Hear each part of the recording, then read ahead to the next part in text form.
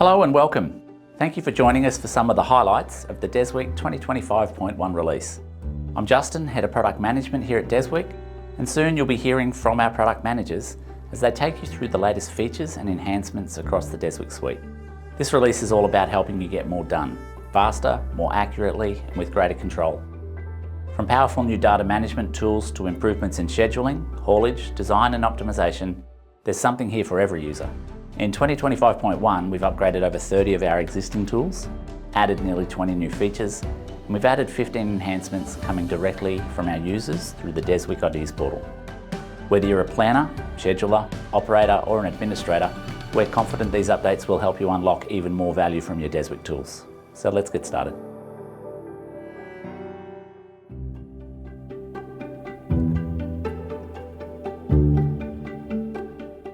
Hello, I'm Nick, Product Line Manager for Deswik Spatial. In the 2025.1 release, we've continued our work on refining the ribbon interface, focusing on improvements that streamline your workflows and respond directly to your feedback. Highlights include easier access to commands like open file location, persistent drop-down resizing, the ability to set the default main command, and clearer visual indicators for styles. These enhancements are designed to make the interface more intuitive and efficient for everyday use. So please check the release notes and the help file for more details about the enhancements you're about to see. Now, let's take a look at what's new in the ribbon. First up, we'll see a small enhancement that was very popular, and that is to have the open file location button as standard on the quick access toolbar. Many users stated that they were frustrated having to go to the backstage to run this command. Next is a small bug that has been fixed. When using the drop-down menus for commands such as filters and legends, the resizing wasn't remembered between sessions. Now it will be. Some commands have a drop-down list associated with them. In some cases, the command you want to use most often isn't the one that is shown. Now you can use the Set as Main command so that it always appears as the larger icon. Lastly, something that many of you have been asking for. The ribbon did not allow you to have direct feedback on what visual styles were set.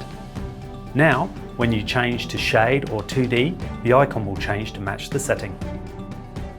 Thank you for taking the time to explore the latest spatial ribbon updates in our 2025.1 release. As a reminder, traditional toolbars will be retired in Deswik Spatial starting with version 2026.1. We're continuing to improve the ribbon, and your feedback plays a vital role in that process. Please share any ideas through the Deswik Ideas portal. We look forward to hearing from you.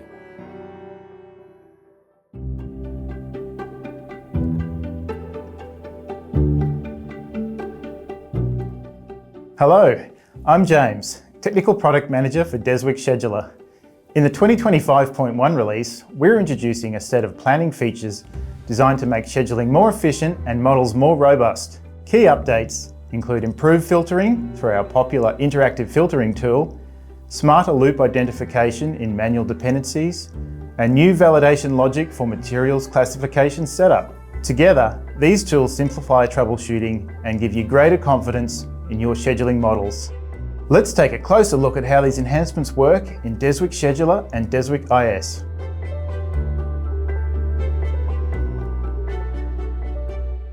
Filtering has always been a core component of Deswik's planning tools.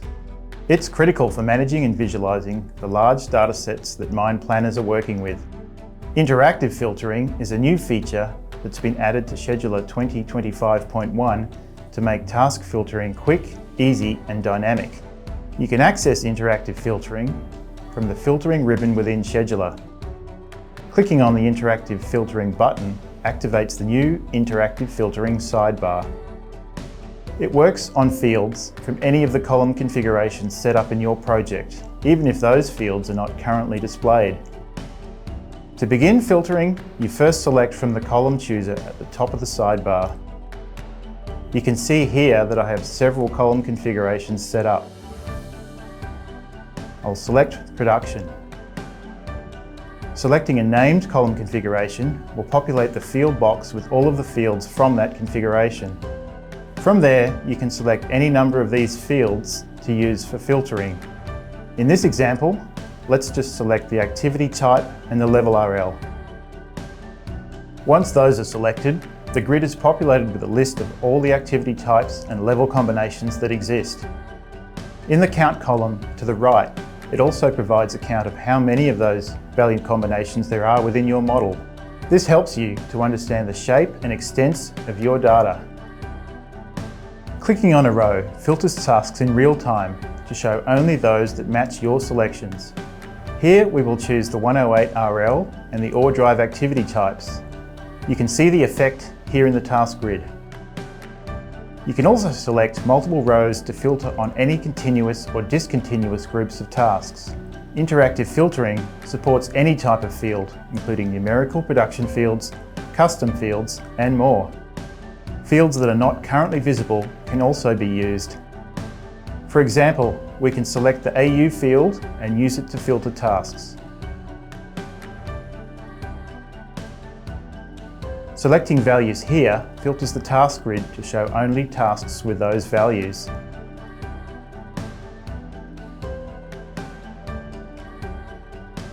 Now we'll switch back to activity type and RL. The interactive filter grid itself supports meta filtering, so you can sort and limit the values you can see here to make it easier to find what you are looking for.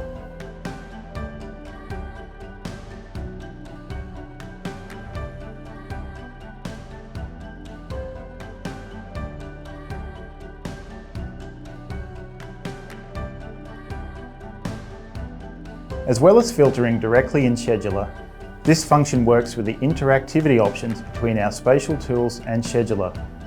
I can enable the connection with graphics by going to the Interactive Display menu in IS and select Display Graphics when tasks filtered. Then by clicking a row or rows in the interactive filter in Scheduler, the selected tasks are visible in the graphics window. You can see that those selected tasks appearing here, with unselected tasks being ghosted. That's because this dynamic filtering works in the same way as standard filters, making for a seamless experience. If a selection is made that would be useful as a more permanent reference, it's possible to save the selection as either a single filter or multiple filters, one from each selected row. Using the Tools menu, select Generate Single Filter. Provide a name for the new filter, and it will be created and added to our list of filters. On the Filter Edit panel, I can see my new filter under the Interactive Filter group. It uses the same field combinations I made in the Interactive Filter panel. If desired, it can be moved to another filter group. That makes it very easy to create new filters on the fly based on data that you dynamically select. But overall, interactive filtering should reduce the need to make permanent filters for one-off tasks. As you can see, interactive filtering is a powerful new addition to Scheduler. Another important addition to Deswik Planning is improved tools to help you identify dependency loops. Creating dependencies is a critical part of the scheduling process. Creating manual dependencies between tasks is sometimes required to complete the set of dependencies for your project when automated dependencies don't cover everything. Sometimes during the dependency creation process, a dependency loop can be formed. In the worst cases, these circular loops may involve large numbers of tasks, and it may not be obvious why the loop is formed and which tasks are involved. In this release of Deswik.Suite, we have made it much easier to identify tasks that are involved in the dependency loop formation. Here I am creating the final manual dependencies to connect the decline, vent drives and vent risers in this underground metals project. All going well so far.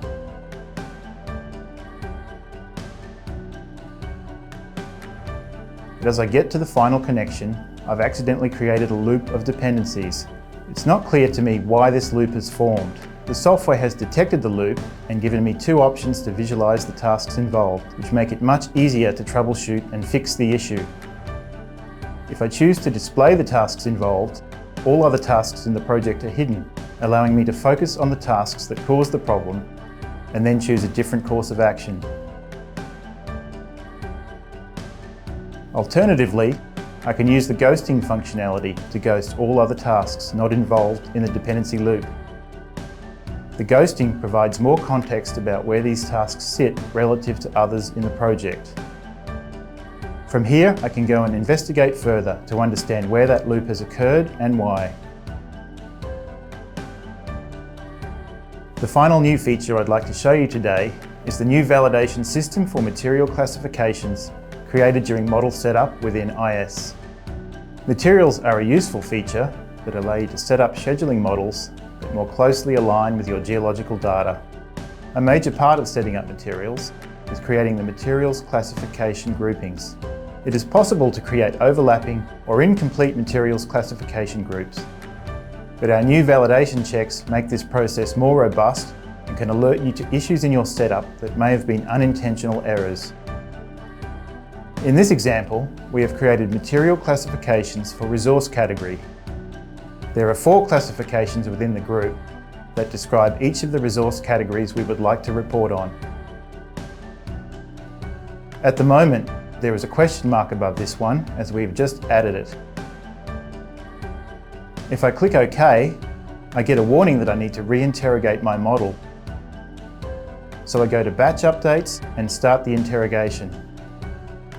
Among other things, this process will examine those resource classifications during interrogation to determine if they are valid. After interrogation is run, we will get a report which shows that there were both overlapping material classifications and some unclassified material in the materials classification group. So let's go and investigate.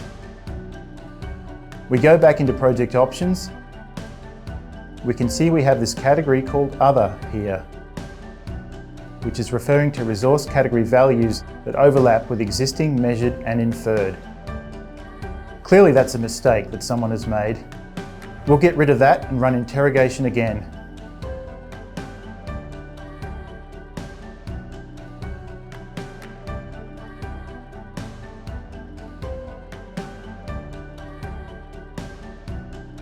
Now we can see we've got rid of the overlapping classification, but we do still have unclassified material, so our categories are not covering all the materials.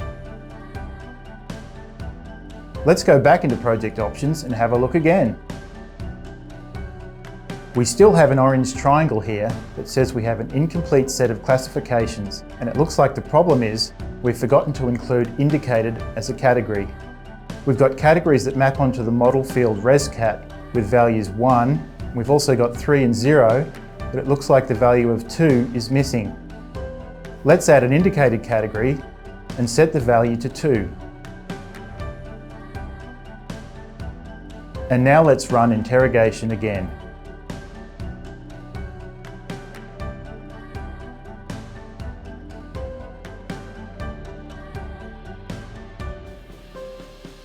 And now we can see that there are no errors other than some tasks that are outside the model which we already knew about. Now let's go back to project options one last time. Have a look at material classifications now, and we can see that it has a green tick, which means no issues. This new validation feature is a small but powerful addition to the schedule setup process within IS that will make troubleshooting easier and improve the quality of your models. Thanks for exploring the planning enhancements in the 2025.1 release. These updates are designed to help you manage complex schedules with greater clarity and control. If you have any questions or would like support implementing these features, please don't hesitate to contact our team. We're here to help you get the most from your Deswik tools.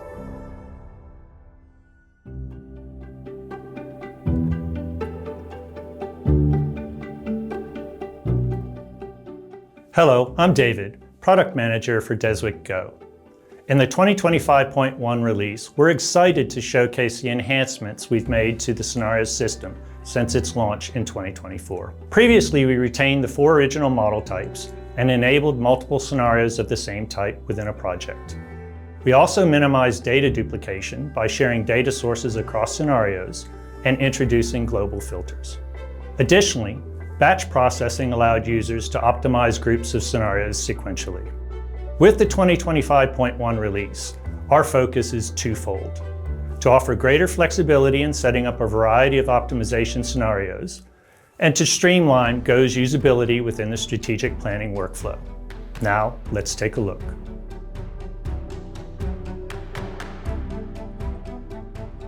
I'd like to quickly review the open pit planning strategic workflow before diving into the enhancements in this release. A strategic study typically uses an updated block model for optimization. The user then determines whether there is a mineable reserve by either generating revenue shells and/or a direct block schedule, also known as DBS, which outlines the ultimate pit limits. Revenue shells create pit shells for different revenue factors, while DBS optimizes the block extraction sequence and finds the ultimate pit. These pit limits are used as the basis for creating operational mining phases. This process is facilitated by selecting the existing revenue shell and direct block schedules as the input to the phase generation scenarios. After specifying the material to be mined in each phase, optimized phase bench schedules, or PBS, are created by adding additional mining constraints.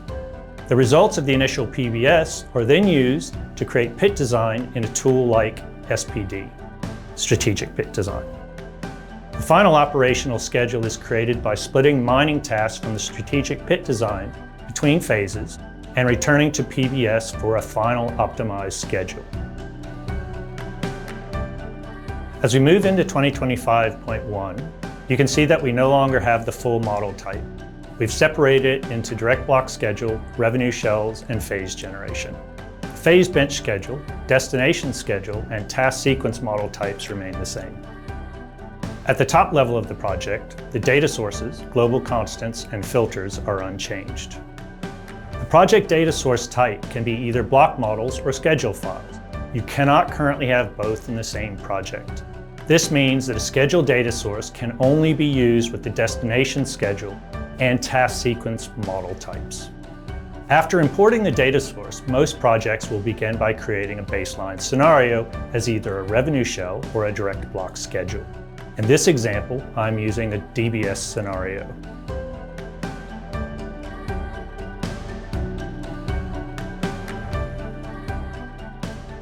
DBS 01 is a fully defined direct block schedule.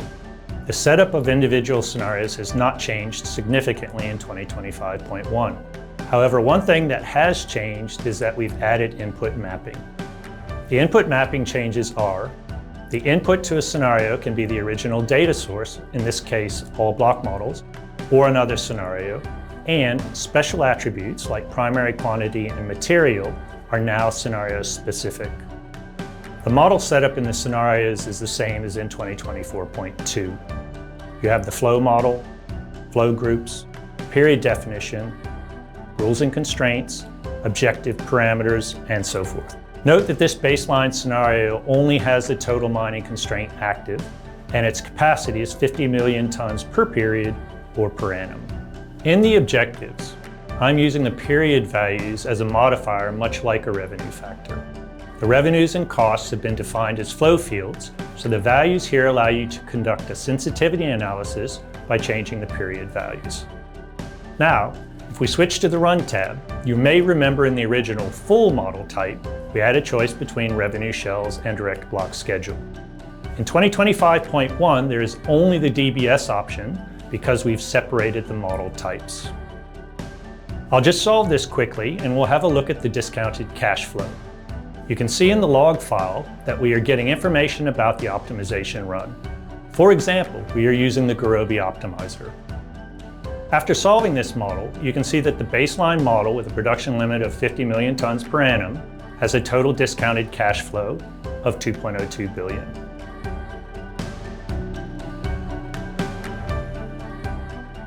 Now that we've solved the DBS 01 scenario, let's use it to create a revenue shell.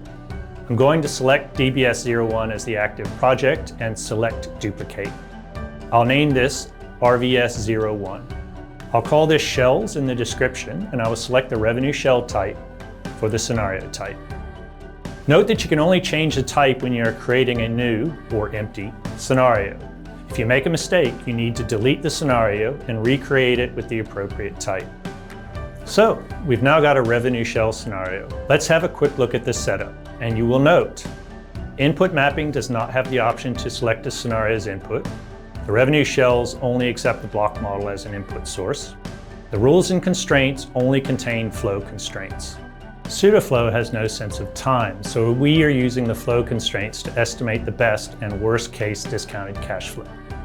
The total mining constraint and objective definition are the same as scenario DBS01. Note that the full set of definitions in DBS01 are carried over to RVS01. They are hidden since they aren't used in revenue shells. I'll show this when I create a second DBS scenario. The setup for generating a series of revenue shells is the same as in previous versions. I'm going to generate 11 shells starting at RF 0.1 and going to RF 1.1. Let's start and generate the revenue shells. Now that the revenue shells have been generated, let's have a look at the results in a dashboard. As you can see, we've got best and worst case discounted cash flows of 1.97 and 1.74 billion respectively.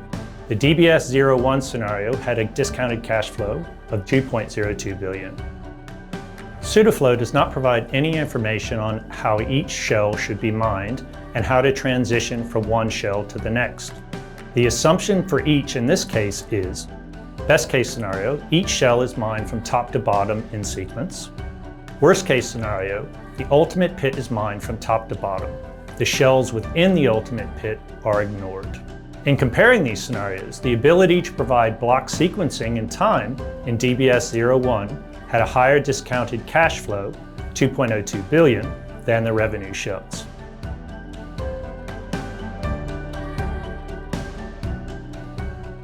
Okay, now we've generated revenue shells. Let's have a look at the impact of limiting a DBS run using a revenue shell. I'm going to duplicate the RVS01 scenario to show that the original configuration in DBS01 was maintained. I'll change the name to DBS02, indicate that it is shell limited in the description, and change the type to direct block schedule. DBS02 needs two updates. These are: change the scenario input to scenario RVS01 and select the revenue shell to use as the input filter when configuring the run. You'll note in the rules and constraints that the constraints that were hidden in the revenue shell scenario are now available in this DBS scenario. You will see in the output log that the total discounted cash flow decreased from 2.02 billion in DBS01 to 2 billion. This decrease was because we removed blocks or tasks that were outside of the RF 0.7 shell from the input. So, we've generated 3 pit designs, 2 using DBS and 1 using revenue shells. These are strategic extraction sequences and pit shapes rather than operational phases. We can use these as the basis for creating our mining phases or pushbacks.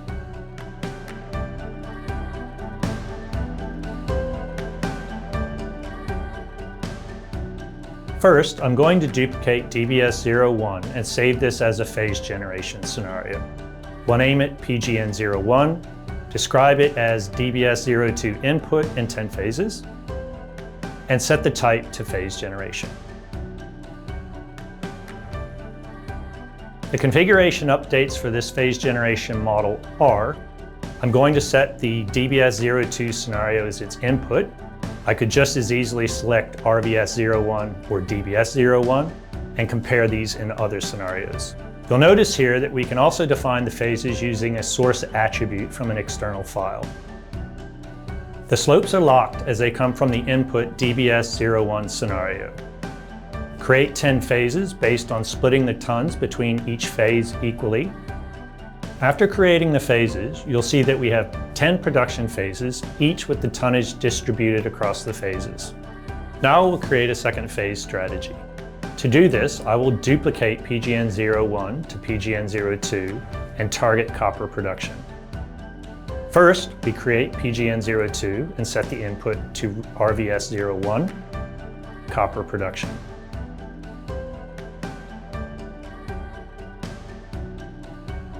Next, create a copper production target.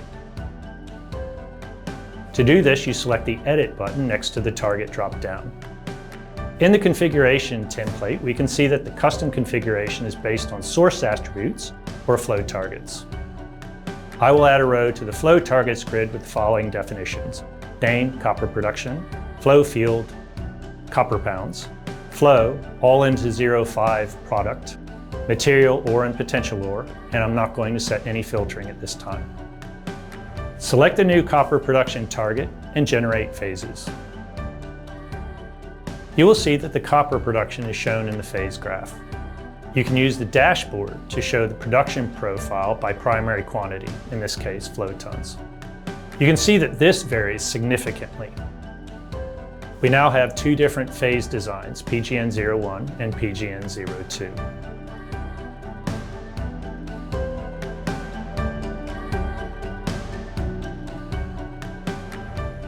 Now we will use a phase generation result to create a phase bench schedule.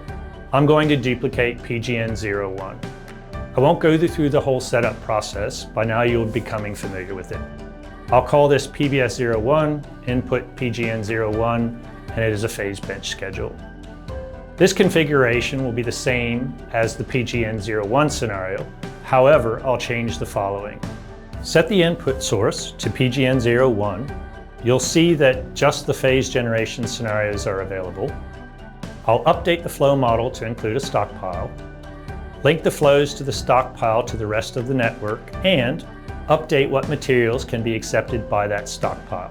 After adding the stockpile, I will solve the PBS model using the Alicanto scheduler rather than the Deswik General Solver. I'll now start the solve process. You will note two things in the log. The solver has created material bins because I did not manually. In this case, it just used the materials. The total discounted cash flow decreased to 902 million.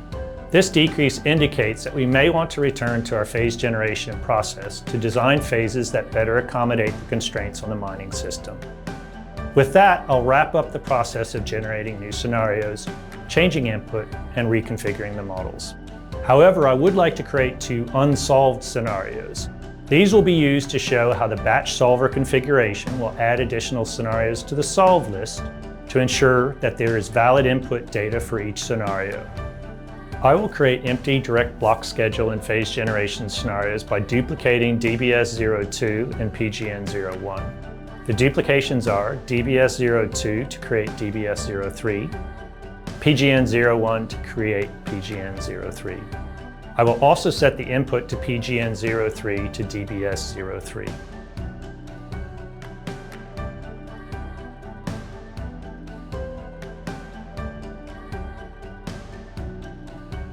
Now we are ready to see how the batch processing setup will update the run list depending on the state of the scenario's predecessors.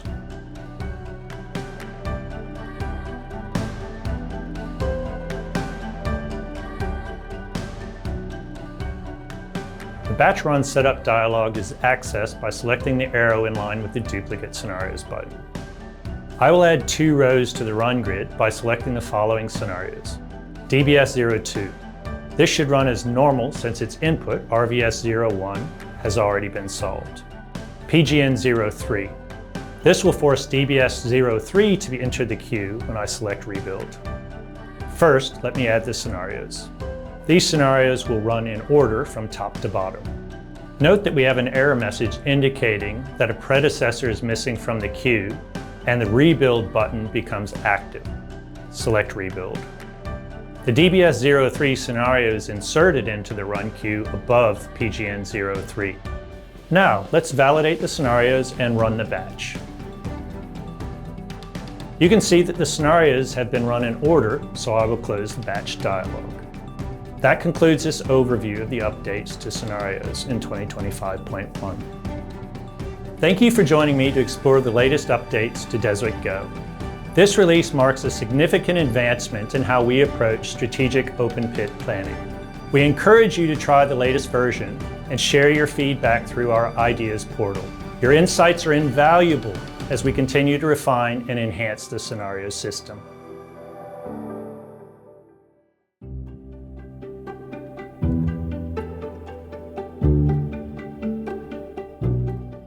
Hello everyone, I'm Ben, Product Manager for Deswik MDM, our workflow and task management system designed to govern your site's spatial data. It's trusted by hundreds of operations worldwide. And in this release, we continue our decade-long investment with further capability to sharpen MDM's ability to help you make fast, informed decisions. With new tools that enhance file lifecycle control, improve access to external data, and make filtering your data even easier. Let's dive in and explore what's new. Inherently in mine planning, we deal with information that is uncertain. As we learn more about the deposits we mine, plans need to change. Deswik MDM provides a mechanism to manage and govern these changes in a controlled workflow process for your site. Many existing sites have been requesting controls to manage data storage over time. In this release, we provide new capability to measure the workflow-related storage and manually or periodically delete files with data retention controls. Administrators can now prioritise areas in the system to focus on implementing data retention controls.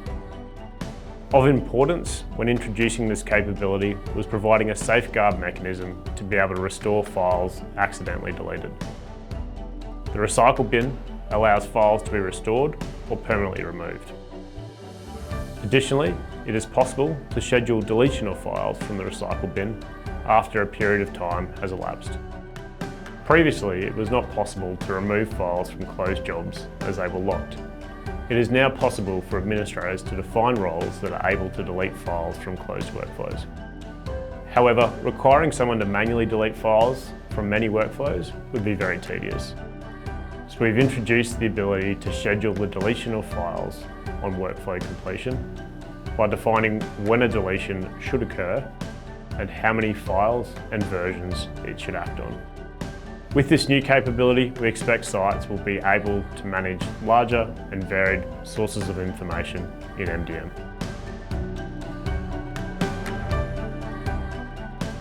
Creating a 3D model representing your site's mine requires many different types of entities and attributes for filtering information.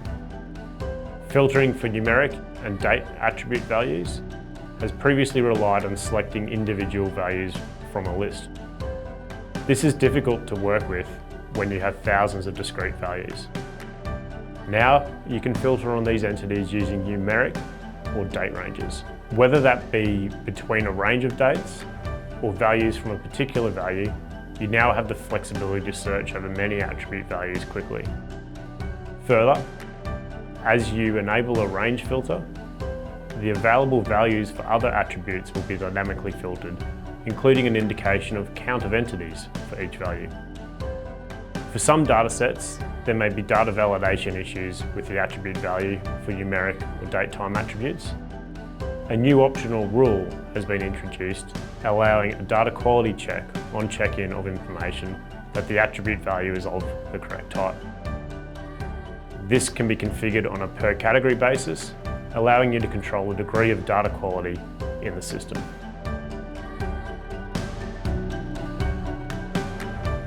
Access to spatial information stored in other SQL databases is key to seeing the full picture when assessing your plans.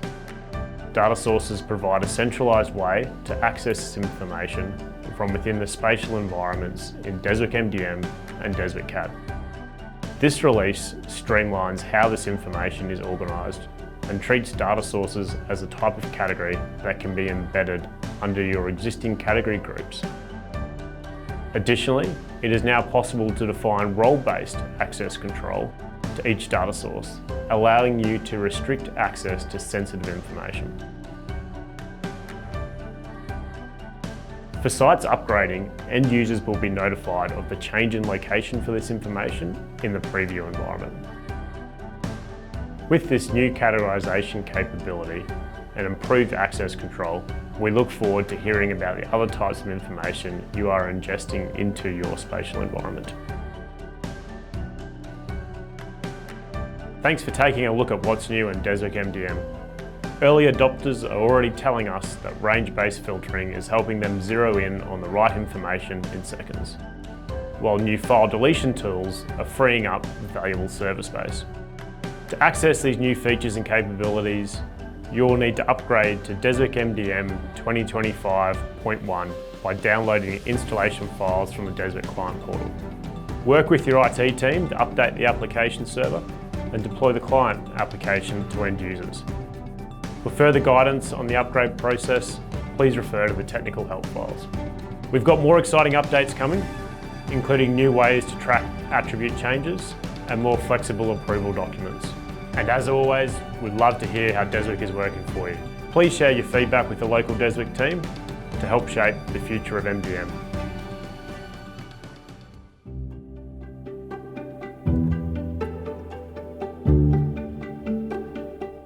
Hello, I'm Michael, Channel Sales Manager for Deswik Ops. In the 2025.1 release, we've introduced the new crew page, a powerful tool that streamlines operator to equipment assignments at the start of each shift. With the default crew setups, drag and drop adjustments, and competency indicators, the crew page simplifies shift planning and helps supervisors make better, faster decisions. So please check the release notes and help file for more details. Now let's explore how the new feature works.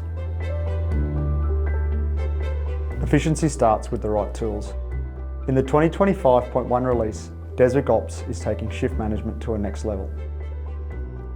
The latest update introduces the crew page, designed to seamlessly complement the whiteboard assignments, giving supervisors greater control over operator to equipment assignments. The crew page allows each resource to have a default operator preset, ensuring a smooth shift transition. Operators can be manually adjusted by simply clicking, dragging, and dropping them from one resource to another. Additionally, each operator can now be assigned competencies based on resource type. A colour-coded indicator beneath their name provides an instant visual reference for supervisors, making it easier to match operators with the right equipment.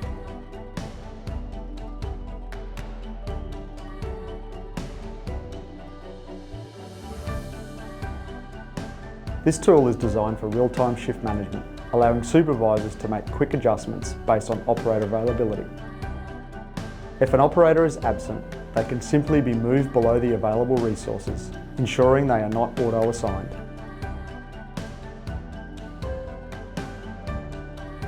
Once the lineup is set, assigning operators is effortless. Supervisors can: Step 1, click Assign Crew.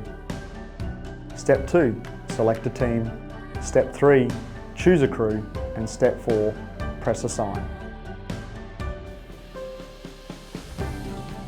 From there, minor adjustments can be made as needed, ensuring every operator is in the right place. The whiteboard can then be printed, or even better, synced with the operator app, delivering each operator's assignment directly to their mobile device, ready to start their shift. Thank you for learning about the new crew page in our 2025.1 release. This feature was built to support frontline supervisors in managing their shifts with greater speed, clarity, and confidence. If you need any help getting started, our support team is here and ready to assist.